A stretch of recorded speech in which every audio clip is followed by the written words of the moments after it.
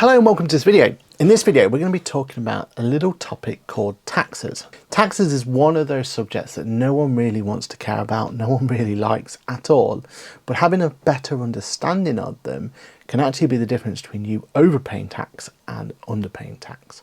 And in both scenarios it's going to be bad for you. Overpay tax, you'll lose out on money. Underpay tax, you may have the government on your case. So in this video, we're going to be talking about taxes as a whole to give you a better understanding. So hopefully you're not in either of those positions. Stay tuned.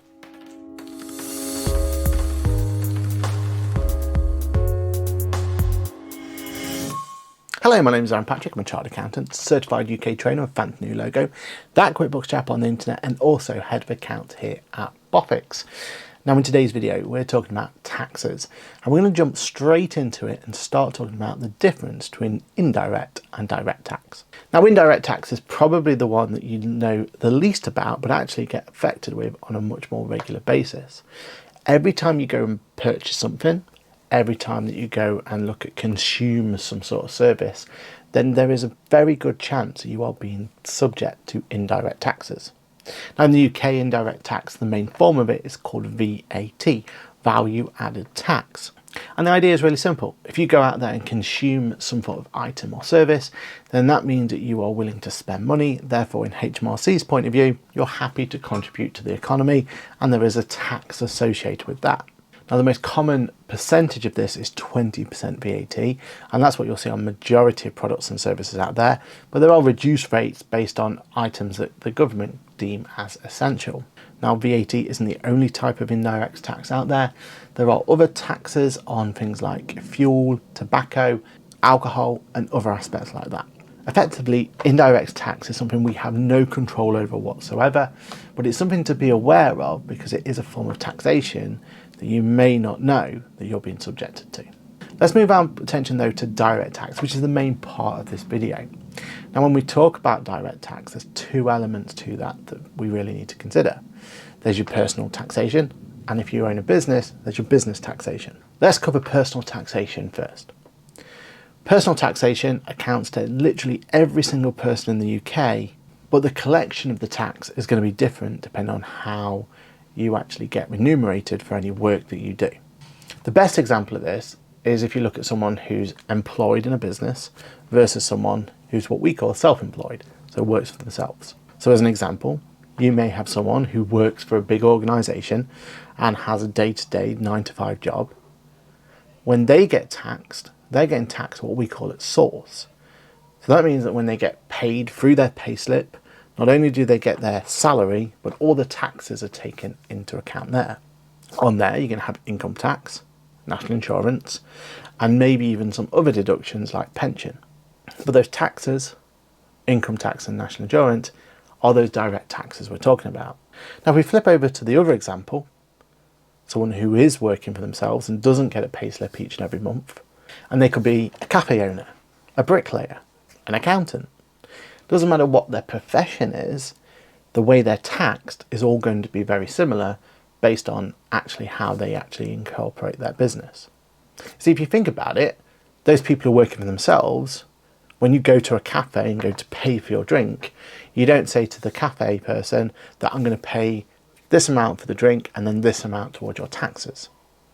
The money they receive needs to go through a system, decide how much is profit out of that money by taking into account any expenses, and that profit is then what is taxed in a very similar amount to what you get taxed if you're employed.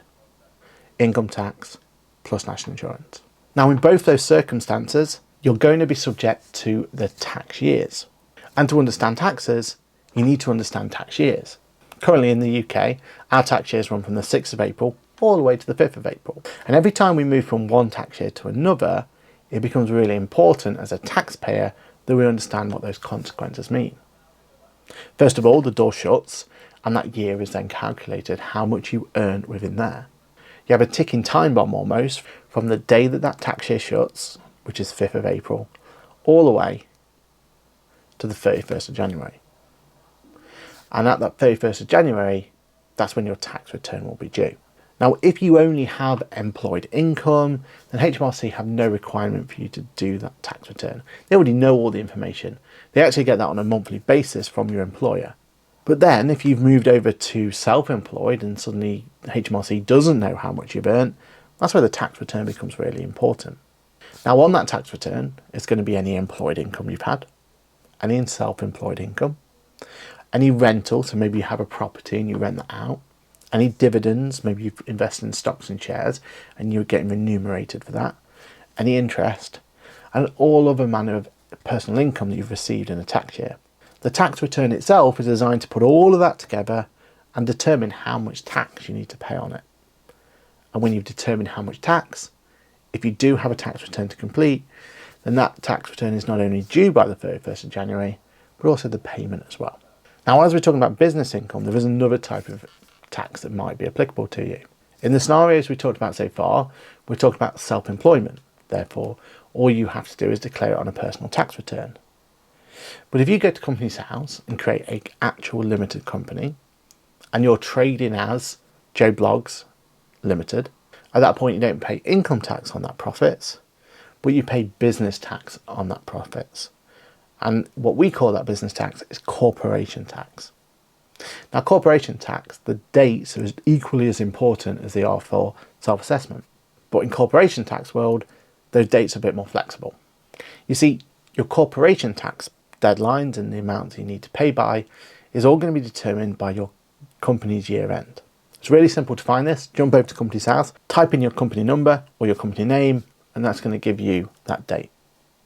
When you know that date, then you have 9 months and a day to actually make the payment and submit any necessary documents as well.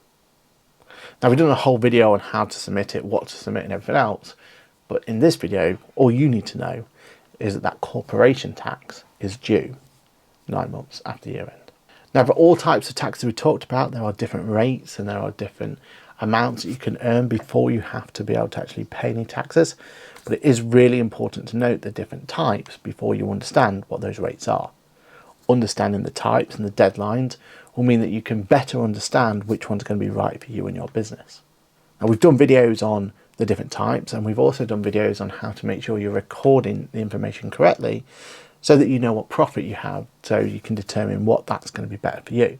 And we have more videos coming up to give you a better indication of what sort of tax figures that could be, so you can prepare for them in the best possible way. So let's summarise. First of all, there's direct and indirect taxes. Indirect taxes you don't really have any say in. You just need to remember that when you actually go and consume some product or service, more than likely you're going to be contributing to indirect taxes. Direct taxes though, understanding what the deadlines are going to be. So for self-assessment, that's going to be 31st of January. And for corporation tax, that's going to be 9 months after your year end, is going to be your first major milestone. The next milestone is knowing what to send and what to submit to be able to understand what your taxes are going to be. And in both scenarios, that's going to be your profit. Best way to know your profits of your business? Use something like QuickBooks. We have a discount in our store and linked below so that you can make sure that you're not overpaying for a piece of software that's going to be essential for you to understand your taxes in the future. So you know your deadline, you know what documents you need to submit, you just need to know how much tax that's going to be. Knowing how much tax that's going to be is all going to be determined again by your profits, and depending if you went self-employed or corporation, they're going to be vastly different to how they're calculated. And that's it. That's a breakdown of taxes and everything you need to know about them so that you don't overpay or underpay those taxes in the future. Now, if you need more information like this, don't forget to like, subscribe, maybe even share this video around to anyone else you know who's going into the world of taxes blind. The whole idea of this channel is to make sure that people like yourself know as much information you can so that you're better informed to make those crucial business decisions. Here at Boffix, we don't want small business just to survive, but thrive. My name's been Aaron Patrick. As always, it's been an absolute pleasure to do this video for you, and I can't wait to see you in the next video. Bye for now.